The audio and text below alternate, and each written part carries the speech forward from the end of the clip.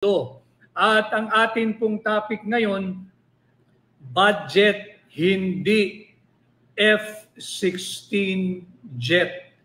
Budget pa rin ang usapin at hindi ang military jet. Budget pa rin yung budget na nakakapagbigay buhay, hindi yung F-16 jet na kikitil ng buhay. Yan po ang ating usapin ngayon. Sapagkat kahapon hindi ako nakapag-live. Ako ay nasa ibang bahagi ng Mindanao at kanina naman ay na umaga na ako nakauwi around 3 in the morning. So lahat ng aking nakaharap kahapon, hindi ko po banggitin kung saang parte ng Mindanao. Mabuhay po kayo. Maraming salamat at always good to be with you, to be exchanging notes, exchanging point of views. And maganda ho yung aming napag-usapan kahapon. And I look forward to seeing all of you again kung saan man pong panig ng Mindanao na tayo muli magtatagpo. Again, the issue today, budget hindi F-16 jet.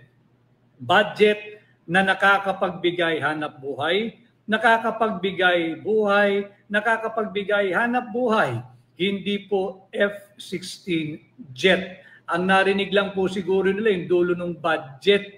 Kaya sila ay nagbumibili ng F-16 jet. Ang halaga po nito ay 5.58 billion pesos. 5.58 billion, maliit pala yun. 5.58 billion United States dollars. Ito po yung halaga nung pinapanukala ng gobyerno ng Amerika na bilhin ng ating bansa. 5.58 billion pesos worth. $1 billion. 5 peso ako ng peso, pasensya na ako kayo dahil masyadong mahirap ng bilangin. Yung 5.58 billion dollars. 5.58 billion dollars worth of F-16 jet. Yung eroplano po na matulin, yung mabilis, yung pandigma, yung kumikitil, sumisira ng buhay at kinabukasan ng mga at hindi lamang ng kabataan kundi ng sino mang mamamayan ng kung anumang bansa. F-16 jet, panukalang bilhin ng Pilipinas, ang halaga po nito ay 5.58 billion dollars. At ito po raw ay, ito para hindi tayo magkamali. Ayon sa justification na aking pong nabasa sa ating pagsasaliksik, bakit ba sumagi sa isip ng gobyerno na tayo po ay bibili ng F-16 jet? Ang dapat kinukumpuni at ginagawang tama at naayon sa ating saligang batas ay yung pagpasa ng tamang taunang budget, hindi yung F-16 jet. According to the United States Defense Security Cooperation Agency, ito po ay nalathala sa online ng CNN, United States Defense Security Cooperation Agency. Pakinggan po ninyo yung pangunahing dahilan nila. The proposed sale, yung panukalan daw pong pagbebenta ng F-16 jet ng Amerika sa Pilipinas, will suportahan yung foreign policy and national security. Hindi po ng Pilipinas, kung hindi ng Estados Unidos. Pakinggan po niyo mabuti yung kanilang inilathalang pahayag. Ang kanila pong justification dito sa panukalang bumili tayo at bebentahan tayo ng F-16 jet. Ang pinag-uusapan muna natin ay ayusin yung ating taunang budget. Nauwi po tayo dito sa F-16 jet. And their justification, the United States Defense Security Cooperation Agency, ang kanila raw pong panukala ay proposal ay upang suportahan ang foreign policy at national interest ng Estados Unidos. Hindi po ng Pilipinas. Malinaw po yan. Wala pwede magsabing fake news yan. Malinaw. Sa English pa, para wala po tayong pagkukulang. The proposed sale will support the foreign policy and national security of the United States. Unang-unang justification nila yan. Pangalawa na lang po yung Pilipinas. Pakinggan po ninyo. How will it support the foreign policy and national security of the United States?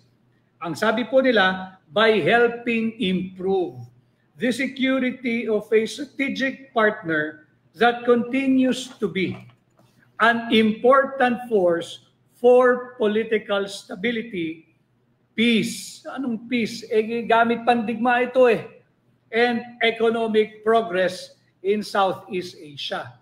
Pangalawa lang po na naisip nila, bakit kinakailangan daw tayong tulungan? Pero pangunahin sa kanilang agenda ay upang suportahan ang foreign policy at national interest ng Estados Unidos.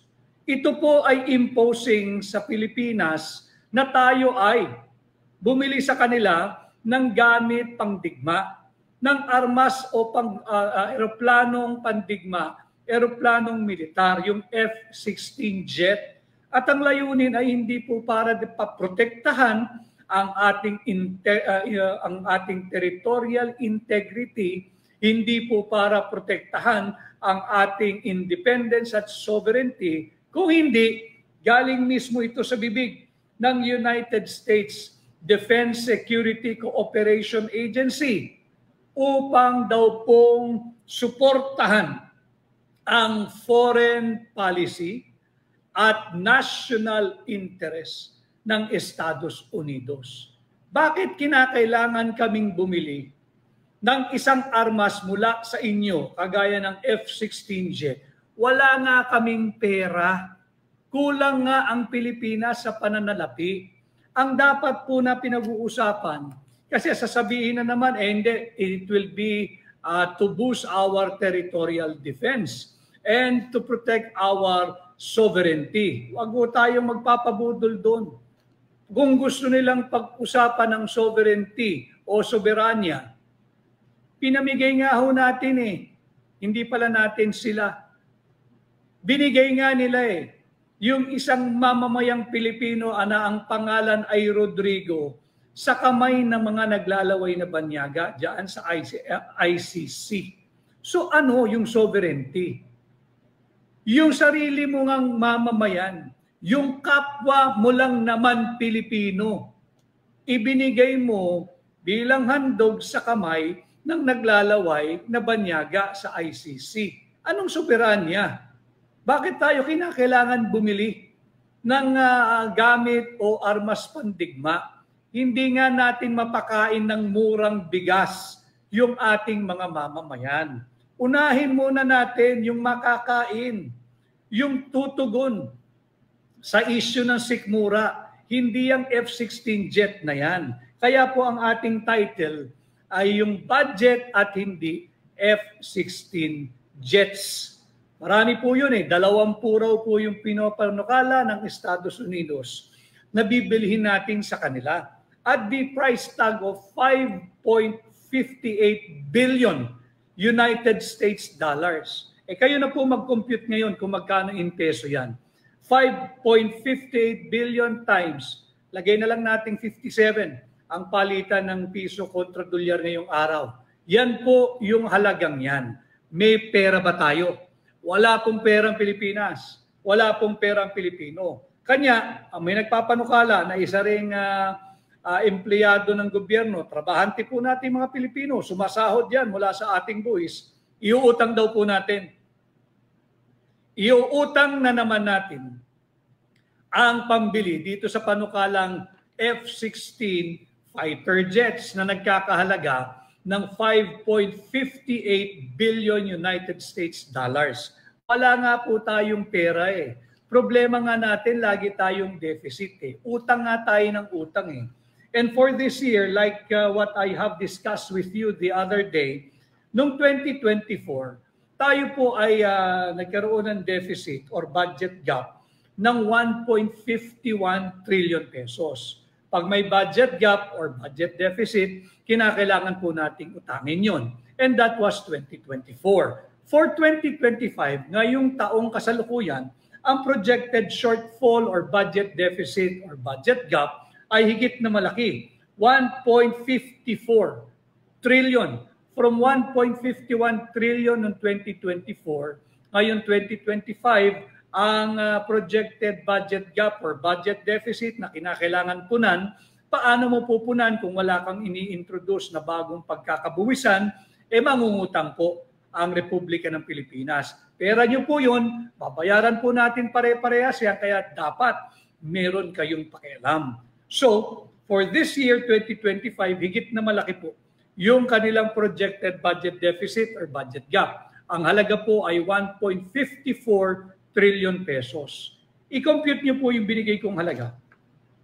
5.58 billion United States dollars multiplied by 57. Bagsak na po yun. Mababa na yun. Yun po yung pinapanukalang utangin natin. Utangin natin. Tingnan po ninyo yung nangyayaring budulan sa kasalukuyang administrasyon. Binawasan po nila yung pondo sa 2025 budget doon sa Military or Armed Forces of the Philippines modernization budget. Binawasan mo yung modernization budget ng AFP. And here comes now United States of America proposing that we buy from them 5.58 billion United States dollars worth of F-16 jets na tumugon naman itong isang empleyado na dapat na ritong sisantihin sa gobyerno. Maganda raw na utangin natin itong pangbabayad sa F-16 jets. Pagkatapos ninyong katayin yung pondo ng AFP modernization, ang magiging panukala, mangungutang. Sinong magbabayad niyan? Again, uulitin ko, fundamental, it's basic. You do not spend more than what you earn. Parang budgeting lang po sa bahay yan. Kung ang ating net income kada buwan ay 10,000 piso, pagkasyahin yan ng isang buong mag-anak. Nandyan na lahat, pagkain, krudo, kerosene, LPG, pangbayad ng kuryente, pangbaon, pang-araw-araw na gastos, lahat na. Hindi ka pwede kung ang kinikita lang ng isang mag-anak o pamilyang Pilipino kada buwan ay 10,000 piso, hindi pwedeng ang gastos mo ay higit dyan. Hindi pwedeng 15,000 or 20,000 pesos per month dahil malulubog ka sa utang. At hindi rin solusyon na tayo ay mangungutang para punan yung kada buwan ng kulang. Malulubog po sa utang. Ganon din ho pagdating sa pagmamanage ng ating sovereign debt. Dapat ang target ay mapababa muna yung pambansang pagkakautang ng Pilipinas. Paano natin gagawin yan? Doon nga po papasok yung tinatawag nating fiscal austerity, yung ating pong fiscal discipline. Kinakailangan may disiplina. Paano? Hindi tayo pwedeng gumastos ng higit sa hawak nating pera. Kinakailangan may austerity. Ibig sabihin, kinakailangan marunong tayong magtipid. Yung mga hindi prioridad, wag nating isama sa budgeting ng ating taunang national budget. Kagaya po ng iyang walang katuturang akap, yang walang katuturang AYIX, yang ayuda na pinamimigay kapalit ng dignidad, self-respect, boto at kinabukasan ng bawat pamilyang Pilipino. Huwag po tayong magpapabudol. At kinakailangan marunong tayong yung tinatawag nating belt tightening. Kahit po nung tayo mga bata, pati po ang ating mga ninuno, tinuruan po sila na kapag ka maiksi ang kumot, kinakailangan tayo'y matutong mamaluktot. Yun po ang ibig sabihin, ang diwa at kahulugan ng belt tightening. Saan yan dapat nagsisimula? Sa ating mga Pilipino? Hindi po, sa ating gobyerno. Sa ating gobyerno na masyado pong maluho.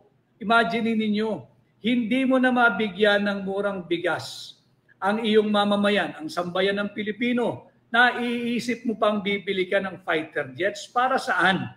Sa paghahanda doon sa tinatawag na Indo-Pacific Theater. Dahil alam ko, ang usapin po dito budget budget, itatahi natin yung issue ng soberanya dahil yan din po ang gagawin nilang cover.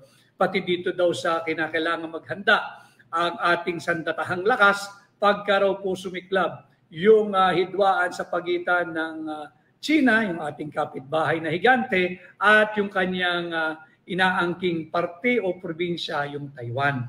Wala po tayong pakialam dun eh. Tama po, marami pong Pilipino doon. Marami talagang Pilipino sa Taiwan. Pero yung usapin, yung sigalot sa pagitan ng China at Taiwan, internal po nila yan. Wala po tayong pakialam dyan.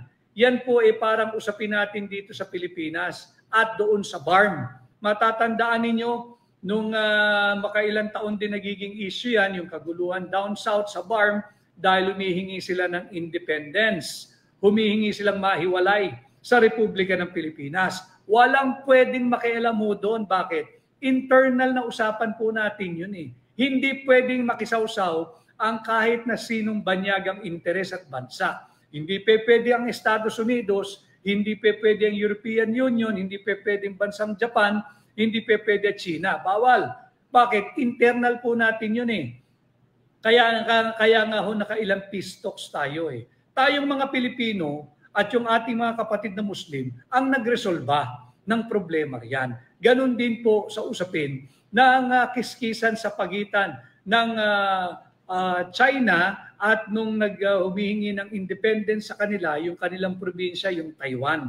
Wala po tayong pakialam doon. Kaya yung sinasabi na kinakailangan maghanda ang ating armed forces dahil pagka nagkaroon ng problema riyan, maraming Pilipino riyan, hindi mo kailangan ng armed forces. Ang kinakailangan mo dapat pinaghahanda, yung component ng armed forces na hindi patungo sa pagsali sa isang hidwaan militar o isang armadong sigalot. Kung hindi, hihingi ka ng isang humanitarian corridor, kung kinakailangan, wag naman sana umabot sa ganon, o yung humanitarian window, nang sa ganon ba may uuwi natin yung ating mga napakaraming Pilipino na wag naman sana ay maiipit kung sakaling magkaroon ng armadong konfrontasyon o sigalot sa pagitan ng China at ng Taiwan. Kaya mali pong prioridad. Maling-maling prioridad na tayo po ay patungo na naman sa maling direksyon. Yung panukala ng gobyerno ng Estados Unidos na tayo po ay bumili ng F-16 jets.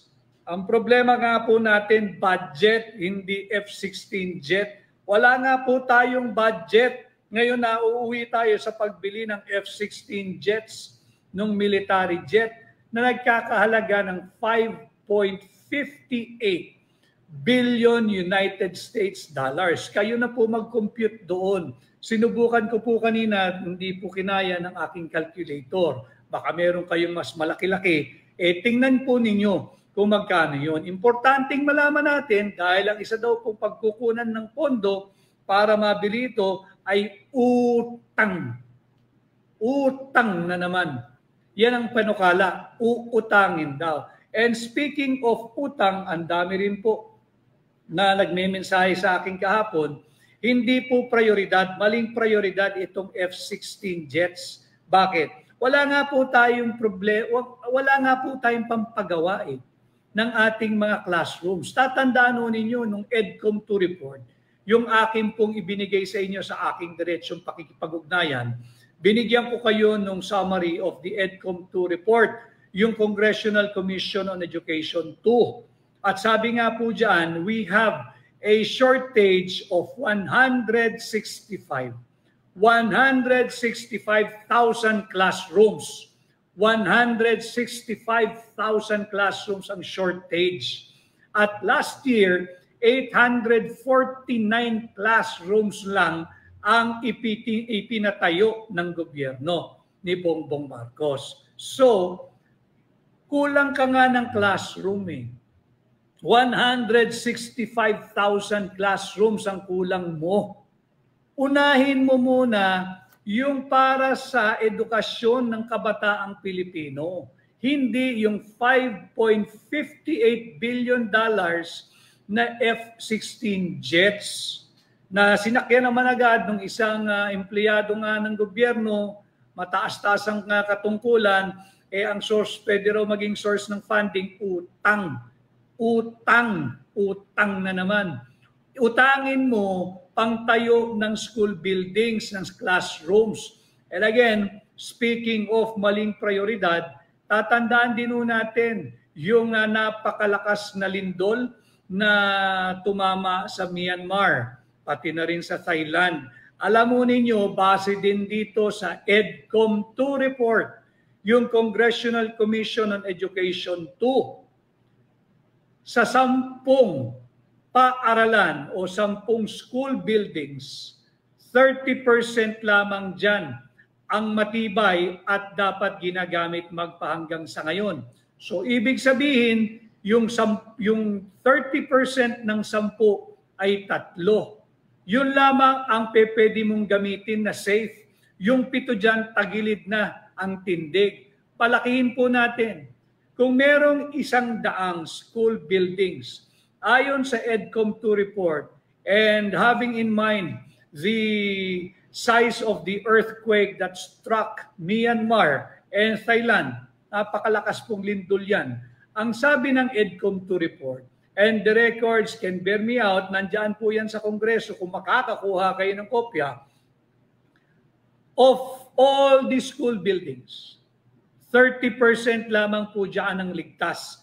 Ang dapat hanggang sa ngayon ay ginagamit ng mga mag-aaral sa public schools. Nakakatakot ito, considering or in the light of the earthquake that struck Myanmar and Thailand. Kung 100 ang ating school buildings, 30 lamang doon ang dapat daw ginagamit at ligtas gamitin. Yung 70, kinakailangan na ng agarang pagkukumpani o pagkukumpuni o yung retrofitting. O di kaya, kinakailangan na talaga ng bagong pundasyon. Malaking bahagi po yun. Imagine ho ninyo, kung meron tayong pinagbabasihang 100 school buildings, 70% niyan ay hindi na raw dapat gamitin sapagkat hindi naligtas. Kawawa naman yung ating mga kabataan na mag-aaral sa ating public school education system kung mapapahamak sila. And then, lalabas dito na ang issue po natin ay budget eh. Hindi naman yung military jet, hindi po yung F-16 jet. Yan po yung dapat nating pinag-uusapan. Mahalagang usaping panlipunan na dapat tayong lahat ay kasali. Sapagkat maling-mali po yung justification ng United States Defense Security Cooperation Agency, US Defense Security Cooperation Agency. Ang kanilang pong pangunahing dahilan or justification kung bakit nila pinapanukala na dapat daw po tayo ay bumili na ng $5.58 billion worth of F-16 jet. Kahit wala po tayong budget at yun ang ating pinag-uusapan pa rin hanggang ngayon. Sapagkat ito raw pong panukalang pagbili ay masusuportahan ang foreign policy at national security ng Estados Unidos. Yung foreign policy at national interest po nila, hindi foreign policy at national interest ng Pilipinas. Nakalagay po yan, inilathala sa online page ng CNN. At sinabi nila, pangalawa na lang. Tsaka na lang nila tayo naisip. By helping improve the security of a strategic partner. Tinawag tayong strategic partner that continues to be an important force. Importante daw po tayo for political stability, peace. Bakit kinakailangan meron tayong gamit pang digma kung ang layunin ay kapayapaan and economic progress? Pag-usapan din natin itong economic progress. Diba? Dahil nga po tayo sa hakbang ng maisog, patuloy tayong nananawagan for transparency, accountability, peace, and security. Kaya po ito, hindi tayo sumasang-ayon dito dahil binanggit nila ang pangunahing layunin is to promote the foreign policy of the United States of America and the national interest of the United States of America, not of the Philippines, not of us, the Filipino people. Babanggitin po natin yung Article 2, Section 7. Matagal na po nating dinidiskurso ito, yung ating yung note to war dito sa hindi tayo dapat makisali diyan sa friction between China at Taiwan.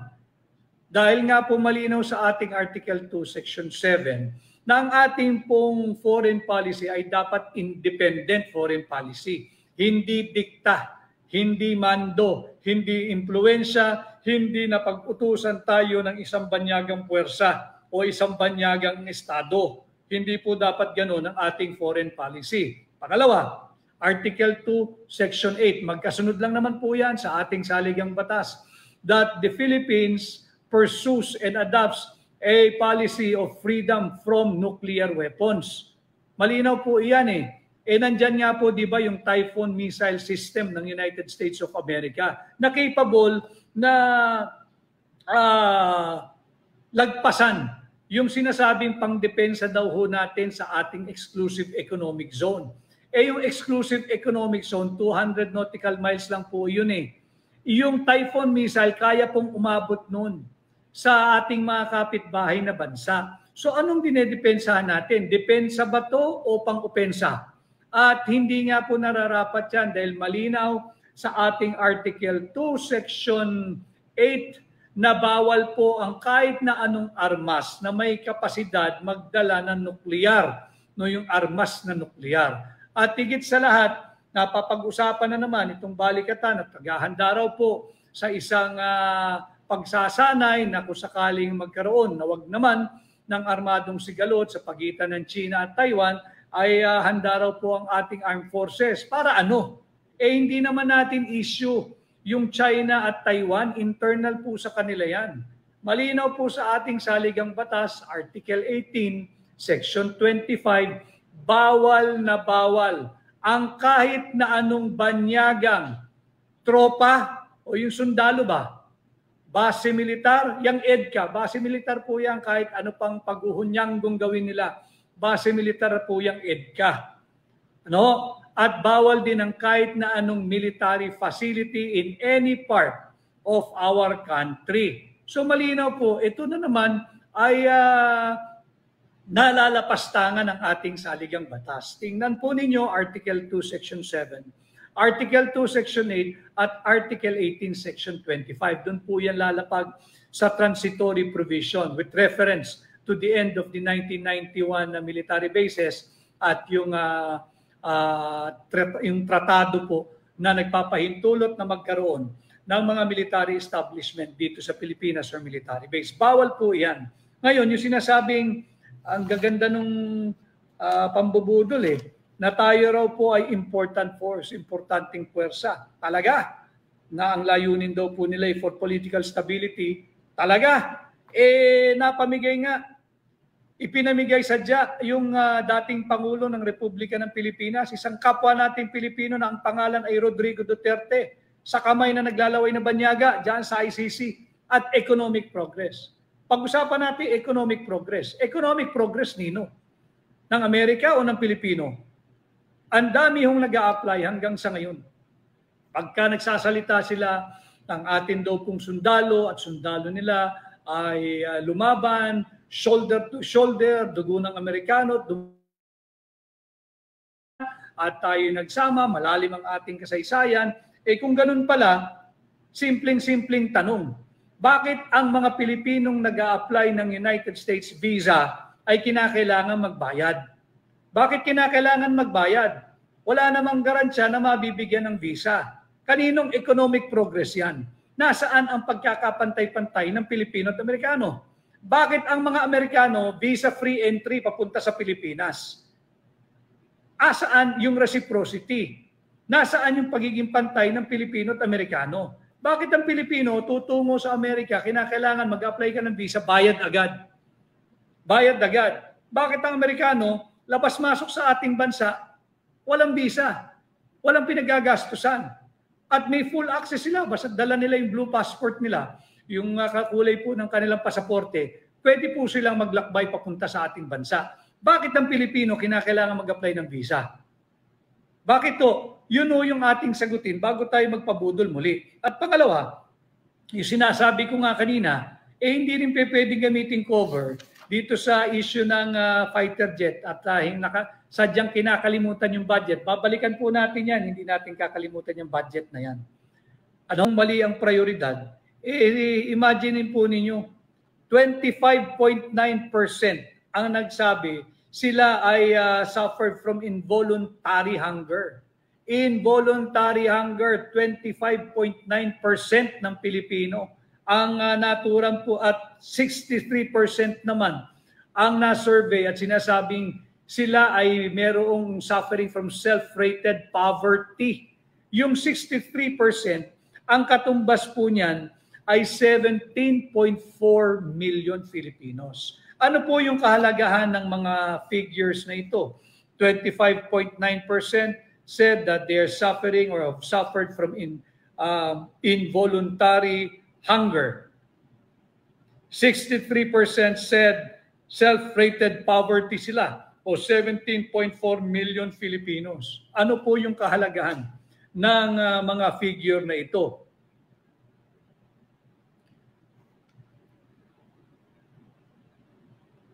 Ang kahalagahan po nito, naiisip pa ngayon, nabibili tayo ng 5.58 billion United States dollars worth of fighter jets. Sa kabila ng staggering figure, 25.9% involuntary hunger, Pilipino. 63% self-rated poverty, amounting to 7.4 million Filipinos, na sumasagi pa sa isip ng gobyerno ng administrasyon ni Bongbong Marcos. Bibili ka ng 5.58 billion pesos worth of F-16 fighter jets?